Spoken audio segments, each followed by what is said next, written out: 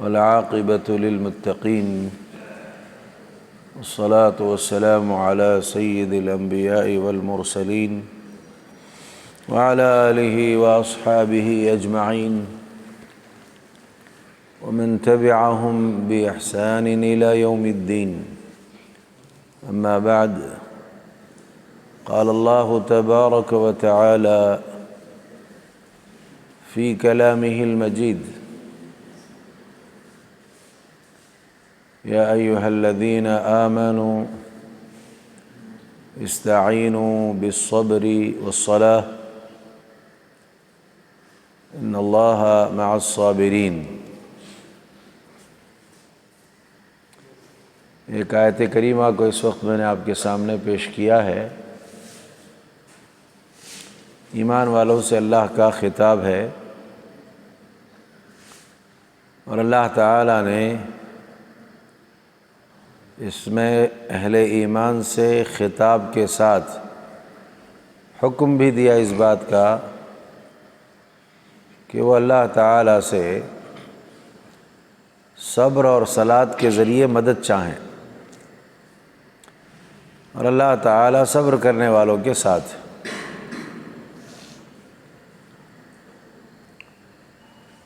فرض کر لیں آسمانوں سے بارش رک گئی، آسمان سے اللہ نے بارش کو روک لیا، اور زمین سے فصلیں اگنا، اناج کا اگنا بند ہو گیا، یا فصلیں نہیں اگ پا رہی ہیں۔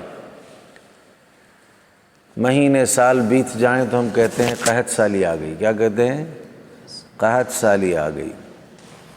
تمام پریشان ہیں، تمام کو روزی کی ضرورت ہے، اناج کی ضرورت ہے۔ اس موقع پر اللہ تعالیٰ سے اپنے مطالبے کو پورا کرنے کے لیے اہل ایمان کیا کرتے ہیں؟ استسقاء۔ کیا ہے یہ صلاۃ استسقاء؟ نماز ہے، نماز کے ساتھ دعا ہے، کیونکہ اللہ تعالیٰ نے کہا صبر کے ذریعے اور نماز کے ذریعے اللہ سے مدد حاصل کرو۔ تو ظاہری بات ہے کل کے مقاصد یکساں ہیں، ایک ہیں، اور ساتھ ہی ساتھ نماز ادا کرنی ہے، اور نماز کے بعد یا نماز کے ساتھ دعا کرنی ہے، اللہ سے بارش کا مطالبہ کرنا ہے۔ تو جیسے استسقاء کی نماز ہے، ایسی ہمارے بہت سارے کام ہوتے ہیں۔ ان کاموں میں ہم کو خیر کی ضرورت ہوتی ہے، شر سے بچنا ہوتا ہے، اور خیر ہمارے حق میں اور شر سے حفاظت ہمارے لیے یہ اللہ کی طرف سے ہوتی ہے، ہمارا معاملہ نہیں نا۔ اللہ ہی بہتر جانتے ہیں کہ کون سا کام ہمارے لیے خیر کا ہے، کون سا کام ہمارے لیے شر کا ہے، یا کس کام میں خیر ہے، کس کام میں شر ہے، اللہ بہتر جانتے ہیں۔ تو لہذا شر سے بچ کر کے خیر پانے کے لیے بھی ہم نماز پڑھتے ہیں۔ کون سی نماز؟ استخارہ۔ کون سی نماز؟ گویا ہم نماز کے ذریعے اللہ سے کیا چاہ رہے ہیں؟ خیر چاہتے ہیں، اللہ تعالیٰ سے مدد حاصل کرتے ہیں، اللہ کی مدد حاصل کرتے ہیں۔ تو استخارہ سے متعلق بہت ساری باتیں ہیں۔ پہلی بات یہ ہے، پچھلے دروس میں بھی آ چکی ہیں بہت ساری باتیں۔ آج کے درس کی پہلی بات استخارہ کے حوالے سے کیا؟ دعا پر نماز کو مقدم رکھا گیا ہے، اس میں حکمت کیا ہے؟ دعا استخارہ بعد میں ہے، صلاۃ استخارہ پہلے ہے، تو لہذا دعا پر نماز کو مقدم کیا گیا۔ اس میں کیا حکمت ہے؟ تو اہل علم اس کی حکمت بیان کرتے ہوئے کہتے ہیں کہ دنیا اور آخرت کے خیر کو جمع کرنا چاہتا ہے انسان، تو اس کے لیے سب سے بہترین راستہ یہی ہے کہ وہ پہلے اللہ تعالیٰ کی تعظیم کرے، پھر اللہ تعالیٰ کی تعریف کرے، پھر اپنے حال سے، مال سے فقر اور احتیاجی کو ظاہر کرے، اور اس کے لیے بہترین نماز استخارہ ہے۔ عام نمازیں تو ہیں، کاموں کے حوالے سے کون سی نماز ہے؟ استخارہ۔ نماز پڑھتا ہے اللہ کی پہلے تعظیم۔ نماز میں کیا ہے؟ سجدے میں گیا تو اپنی تذلیل، اپنی ذلت اور اللہ تعالیٰ کی عظمت کا اعتراف کرتا ہے۔ تو نماز میں سجدے کے ساتھ اس شکل کی یا اس کیفیت کے ساتھ یہ وضاحت ہوتی ہے کہ اللہ تعالیٰ کی ذات بڑی عظمت والی ہے، اور میں انتہائی ذلیل، بے بس، حقیر اور فقیر ہوں، مجھے حاجت ہے فلاں فلاں مجھے چیز کی، لہذا میں مالی اعتبار سے بھی کچھ نہیں، حال کے اعتبار سے بھی کچھ نہیں، تو لہذا تعظیم پہلے ہو، اس کے بعد پھر ضرورت پیش کی جائے، دعا کی جائے۔ تو دعا بھی جو آپ کر رہے ہیں وہ کیا اعتبار سے کر رہے ہیں؟ دین اور دنیا کی بھلائی جمع کرنا۔ کیا ہے دعا میں؟ اللہم ان کنت تعلم ان ھذا الامر خیر لی، کیا ہے؟ فی دینی و معاشی، پھر اس کے بعد عاقبت و عاقبتی امری۔ لہذا اب دین، دنیا، آخرت، تینوں کو یا دونوں کو جو ہے اکٹھا کرتے، دونوں کی خیر کو آپ چاہتے ہیں، تو اس کا بہترین راستہ یہی ہے کہ پہلے صلاۃ ادا کی جائے اور اس کے بعد دعا کا اہتمام کیا جائے۔ ویسے بھی بعض اہل علم نے ایک بڑا اچھا نقطہ یہ بیان کیا ایاک نعبد و ایاک نستعین میں، کہ یہاں عبادت پہلے ہے اور مدد مانگنا بعد میں ہے۔ عبادت پہلے ہے اور مدد مانگنا بعد میں ہے، اسی لیے پہلے عبادت کرو صلاۃ کی شکل میں، اس کے بعد پھر اللہ تعالیٰ سے مدد مانگو۔ اسی عبادت کو وسیلہ بناؤ کہ اللہ میں نے یہ عبادت کی ہے، اس کے وسیلے سے دعا کرتا ہوں میرا فلاں مسئلہ حل فرما دے، ٹھیک ہے؟ نیکی کا، عبادت کا وسیلہ تو چلتا ہے نا شریعت میں۔ تو ایاک نعبد عبادت پہلے، و ایاک نستعین استعانت بعد میں۔ تو استعانت کے لیے پہلے عبادت کرو، اس عبادت کو وسیلہ بناؤ، اللہ سے دعا کرو، تو یہ زیادہ قوی اور بہتر ہے۔ تو معلوم یہ ہوا دنیا آخرت کی بھلائی کو جمع کرنے کے لیے بہترین ذریعہ کیا ہے؟ نماز۔ استعینوا بالصبر والصلاۃ، نماز کے ذریعے، صبر کے ذریعے اللہ سے مدد چاہو۔ یہ تو پہلی بات تھی کہ حکمت کیا ہے صلاۃ کو دعا پر مقدم کرنے کی۔ تو حکمت یہی ہے کہ اس کے ذریعے بندہ اللہ کی عظمت کا اعتراف کرتا ہے، اللہ کی تعریف کرتا ہے، پھر اپنی حاجت کو پیش کرتا ہے۔ اس طرح سے حاجات پوری ہوتی ہیں، اسی لیے نماز کو دعا پر مقدم کیا گیا۔ اور دعا میں بھی دین، دنیا، آخرت، اس کی وہ بھلائی چاہتا ہے، اور اس بھلائی کا بہترین طریقہ یہی ہے کہ پہلے آدمی صلاۃ ادا کرے، نماز ادا کرے، اس لیے کہ نماز میں جو سجدہ ہے وہ سجدہ اللہ تعالیٰ سے تقرب کا بہترین ذریعہ ہے۔ دوسری چیز آج کے اس درس کی وہ کیا ہے؟ کتنی مرتبہ استخارہ کرنا ایک کام کے لیے؟ ایک کام کے لیے ایک مرتبہ استخارہ، لیکن آیا ایک سے زائد مرتبہ استخارہ کر سکتے ہیں؟ ہاں، حافظ عراقی رحمہ اللہ انہوں نے اس کی اجازت دی ہے کہ ایک کام کے لیے آپ 3 مرتبہ استخارہ کر سکتے ہیں، یا تکرار کے ساتھ استخارہ کر سکتے ہیں۔ کتنا؟ تکرار کے ساتھ 1 2 3، آپ ایسے تکرار اس میں استخارے میں کر سکتے ہیں۔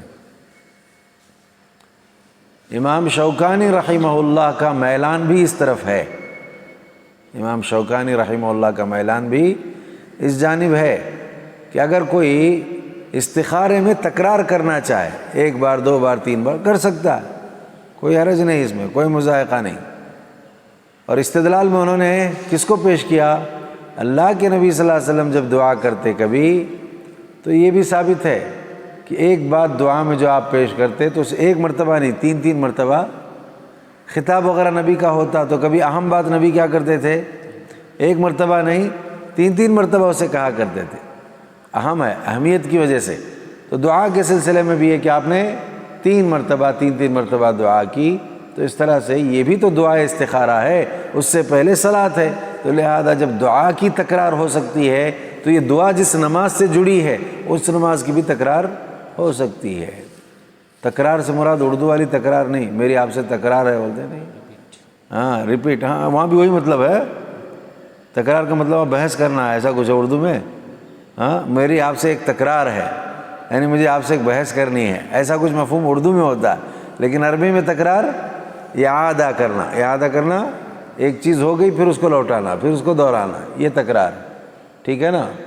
تو یہ دوسرا مسئلہ تھا آج کے اس درس کا کہ آپ استخارہ میں تکرار کر سکتے ہیں، 1 سے زائد مرتبہ استخارہ کر سکتے ہیں، اس میں کوئی حرج نہیں ہے۔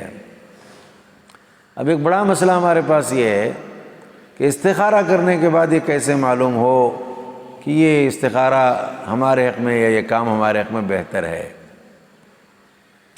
اہل علم اس سلسلے میں یہ کہتے ہیں کہ استخارہ اصل میں کام میں اللہ سے توفیق مانگنا ہے کہ اللہ میں یہ کام کرنا چاہتا ہوں، اس میں آپ توفیق دیں، لیکن انجام اس کا کیسا ہوگا یہ آپ کو معلوم نہیں۔ کبھی ایسا ہوتا ہے ایک انسان بظاہر ایک کام کے سلسلے میں ذہن بنا کر چاہتا ہے کہ یہ کام میرے حق میں بہتر ہے، میں کام کر لوں تو اتنا فائدہ، حساب سب لگاتا ہے اور کہتا ہے کوئی نقصان کا پہلو نہیں ہے، ساری چیزیں ٹھیک ٹھاک ہیں، چلو پھر میں ایک کام کرتا ہوں، استخارہ کر لیتا ہوں۔ اب یہ استخارہ کرنا توفیق مانگنا اللہ سے کہ اللہ تعالیٰ اس کام کی مجھے توفیق دیں، توفیق تو اللہ دے دیتے ہیں، لیکن انجام اس کا کیا ہوگا، نتیجہ اس کا کیا نکلے گا، یہ اللہ کے ہاتھ ہے۔ کبھی ایسا ہوتا ہے بعض لوگ بڑے فائدے اور بڑے حساب و کتاب کے بعد بالکل یکسوئی کے ساتھ پورے ذہن کے ساتھ کہ اس میں فائدہ ہے ہی ہے، نکلتے ہیں کام میں ہاتھ بڑھاتے ہیں لیکن بڑا نقصان اٹھاتے ہیں۔ ایک آدمی بظاہر گھبراتا رہتا ہے کہ یہ کام تو مجھے اتنا بہتر لگتا نہیں ہے، کچھ فائدہ اس میں بظاہر دکھتا نہیں، لیکن شروع کرتا ہے اللہ کے نام پر توکل کر کے، نتیجہ ہے کہ بڑا فائدہ اٹھاتا ہے۔ عسیٰ ان تکرہوا شیئا وہو خیر لکم وعسیٰ ان تحبوا شیئا وہو شر لکم واللہ یعلم وانتم لا تعلمون۔ بھئی کام تم کرتے ہو، ایک چیز کو تم پسند کرتے ہو حالانکہ تمہارے لیے وہ بہتر نہیں ہوتی، ایک چیز کو تم ناپسند کرتے ہو مگر حالانکہ وہ تمہارے لیے بہتر ہوتی ہے، اللہ بہتر جانتا تم نہیں جانتے۔ تو استخارے کا مطلب شرح صدر، کام میں آسانی یا کام میں توفیق، یہ اصل ہے۔ اسی لیے کہا گیا جو بھی کام آپ کرنا چاہتے ہیں ہر کام سے پہلے، مباح کام ہے اس کام سے پہلے استخارہ کرو، کام شروع کرو، اگر آپ کے لیے بہتری ہے اس میں اللہ توفیق عطا کریں گے۔ بس یہاں اصل میں توفیق مانگنا مراد ہے، یہ دیکھنا مراد نہیں کیا کہ میرے لیے بہتر ہے کہ نہیں، خواب آئے گا پھر فلاں ہوگا، ایسا کچھ نہیں ہے۔ آپ کے دل کو اطمینان ہو گیا، شرح صدر ہو گیا، آسانی کام میں محسوس ہو رہی ہے، اللہ تعالیٰ نے توفیق دی کام کی، لہذا اس استخارے کے نتیجے میں یہ ہے یا وہ استخارے کی وجہ سے یہ ہے، لہذا کام استخارہ کر کے شروع کر دینا چاہیے اللہ تعالیٰ کی توفیق کو مانگ کر کے۔ رہا نتیجہ اللہ کے سپرد ہے۔ آدمی کبھی ایسے بڑے بڑے تاجر بڑے بڑے جو ہے گھاٹے میں آ جاتے ہیں، کبھی چھوٹے چھوٹے غریب بہت بڑے بڑے فائدے میں رہتے ہیں، یہ اللہ تعالیٰ کی طرف سے فائدہ نقصان ہوتا ہے۔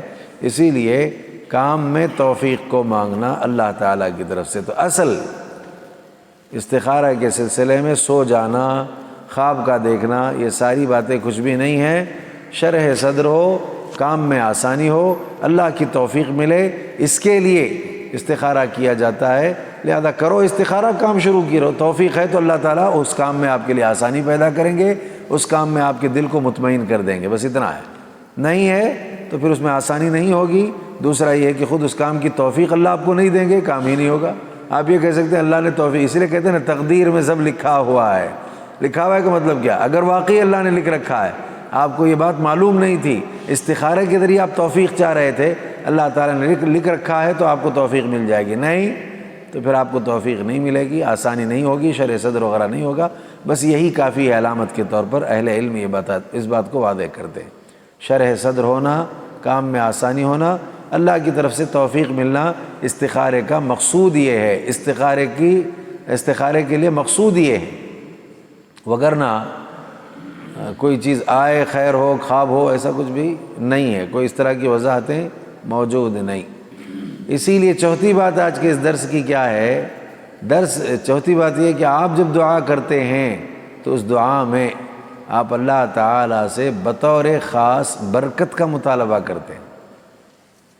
اب ہمارے یہاں لوگوں کی نظریں کیسے ہیں معلوم ہے؟ بھیڑ زیادہ ہے، کثرت ہے تو ہم فیصلہ کرتے ہیں شاید یہ ٹھیک ہے۔ ایک آدمی کہیں ہے کسی بات میں، نہیں سب ایک طرف ہے، یہ ایک طرف ہے، لہذا ایک کیسے صحیح ہو سکتا ہے؟ ہمارا اوپری ذہن یہ کہتا ہے، لیکن کبھی یہ ہو سکتا ہے کہ ایک آدمی صحیح، ساری کثرت غلط ہو سکتی ہے نا۔ تو بظاہر دکھنے میں مال بہت تھوڑا، دوسرے کے پاس بے انتہا مال پڑا ہوا ہے، تو آپ خیر کسے کہیں گے؟ ہو سکتا ہے یہ جو تھوڑا ہے نا، اس کے اندر جو برکت ہے وہ زیادہ نفع بخش ہے، وہاں بظاہر جو کثرت کے ساتھ نفع دکھائی دے رہا ہے اس میں نقصان کا پہلو زیادہ ہو سکتا ہے۔ اسی لیے ہم استخارے میں کیا کرتے ہیں؟ برکت مانگتے ہیں۔ برکت کا مطلب تھوڑا دکھنے میں اگر ہو تب بھی چلے گا، لیکن اس میں کیا چاہیے؟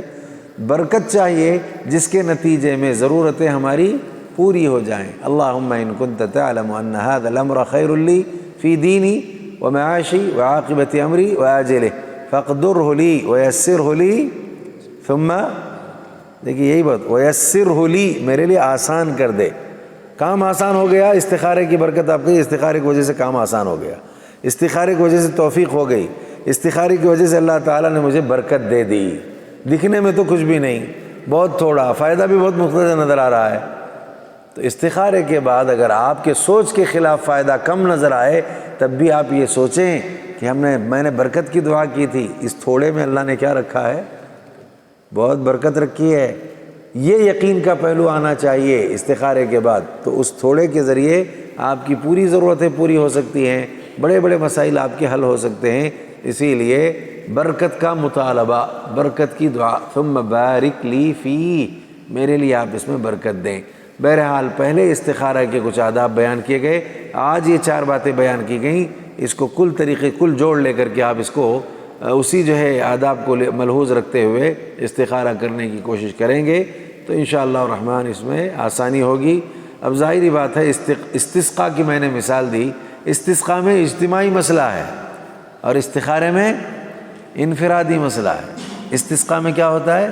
اجتماعی مسئلہ ہوتا ہے، سب کی ضرورت ایک ہی ہے، سب جمع ہو گئے، جا کر کے پانی مانگ رہے ہیں، بارش کا مطالبہ کر رہے ہیں، تو وہاں اجتماعی طور پر مسئلہ ہے، اور یہاں انفرادی طور پر مسئلہ ہے، جس کا معاملہ ہے وہ استخارہ کر رہا ہے۔ ایسا تو نہیں ہے کہ معاملہ کسی کا ہے سب لوگ جمع ہو کر کے استخارہ کریں گے، ایسا نہیں ہو سکتا۔ تو لہذا استخارے میں انفرادی معاملہ اور استسقاء میں اجتماعی معاملہ ہوتا ہے، بس وہ سمجھانے کے لیے کہ وہاں بھی نماز کے ساتھ دعا ہے اور یہاں بھی نماز کے ساتھ دعا ہے۔ اسی لیے اللہ نے حکم دیا استعینوا بالصبر والصلاۃ، اللہ تعالیٰ سے مدد چاہو صبر کے ذریعے اور نماز کے ذریعے۔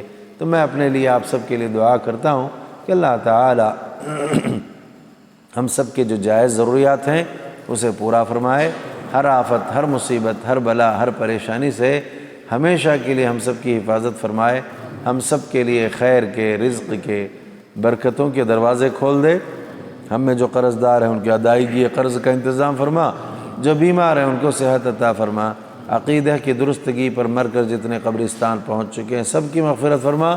پروردگارہ ہم تماموں کی رحلت کے وقت، دنیا سے رخصتی کے وقت ہماری زبانوں پر کلمہ توحید جاری فرما، موت کے وقت کی سختی، موت کے بعد کی پریشانی، قیامت کے دن کی ہولناکیوں سے ہمیں نجات عطا فرما، جنت الفردوس میں ہم تماموں کو جگہ عطا فرما، ہمارے اولاد اور بچوں کی، بچیوں کی اور ہمارے گھر والوں کی، ہمارے خیش و اقربا کی اللہ تعالیٰ اصلاح فرما، سب کو صوم و صلاۃ کا پابند بنا دے۔ دنیا میں مسلمان جو کچھ اسلام کی ترقی کے لیے کوشش کر رہے ہیں ان کی کوششوں کو برآور فرما، اسلام اور مسلمانوں کے خلاف دشمنان اسلام کے جو منصوبے ہیں انہیں ناکام فرما۔ پروردگارہ ہماری دعاؤں کو قبول فرما، ہم تماموں کی حاجات کو پورا فرما۔ اللہ کے رسول ہم سب کے نبی محمد عربی صلی اللہ علیہ وسلم پر درود و سلام کا نزول فرما۔ ربنا تقبل منا انك انت السميع العليم وتب علينا انك انت التواب الرحيم۔ سبحان ربك رب العزة عما يصفون وسلام على المرسلين والحمد لله رب العالمين۔